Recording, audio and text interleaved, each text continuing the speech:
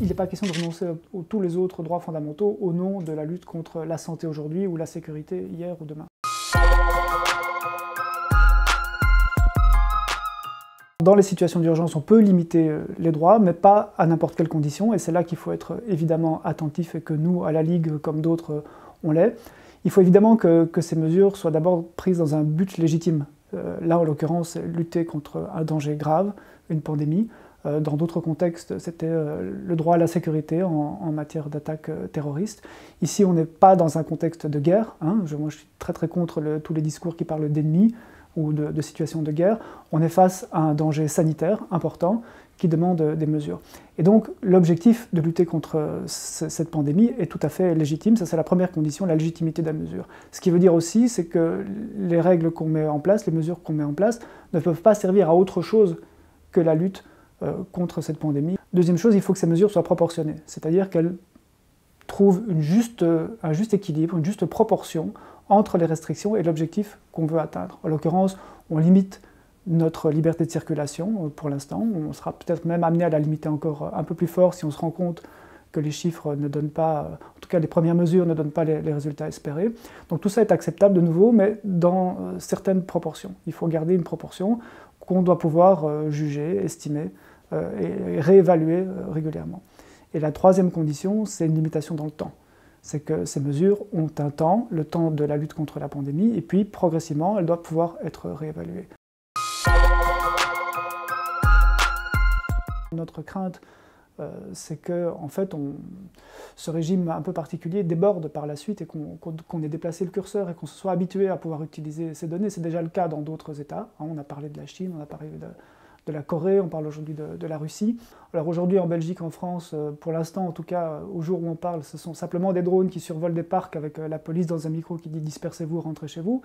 Et le stade suivant, c'est ce que fait déjà la Chine, c'est de mettre des caméras avec des logiciels de reconnaissance faciale sur ces drones et de pouvoir identifier quels sont les gens, éventuellement leur infliger des amendes, voire un stade plus loin avec des caméras qui permettent de repérer une température corporelle trop élevée et donc des gens qui auraient de la température.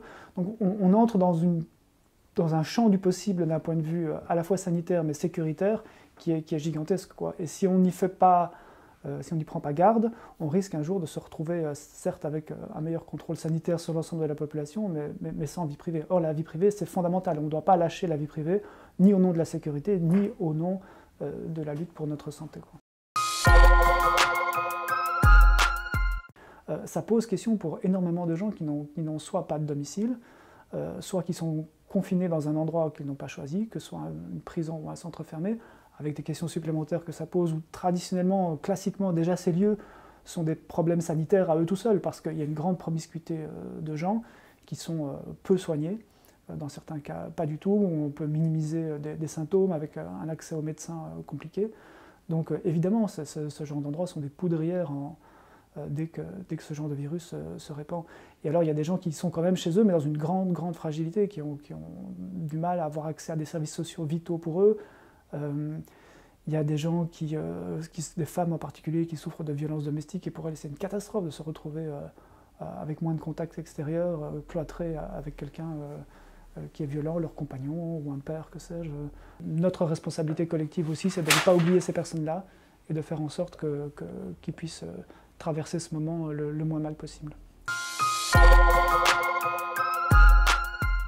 La seule raison juridique valable pour enfermer des gens qui n'ont commis d'autres délits que de ne pas avoir les bons papiers, donc je rappelle qu'ils sont enfermés pour des raisons administratives, pas pour des raisons pénales, c'est que vous avez une perspective de pouvoir les expulser, les renvoyer chez eux.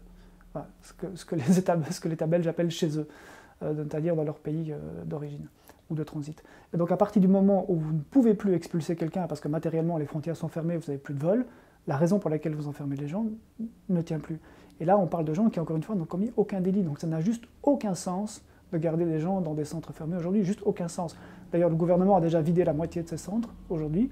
On se demande juste ce qu'ils attendent pour vider l'autre moitié. C'est retarder le problème, c'est faire en sorte que des gens risquent d'être infectés et ensuite de propager le virus partout. Donc il faut fermer ces centres et libérer les gens tout de suite.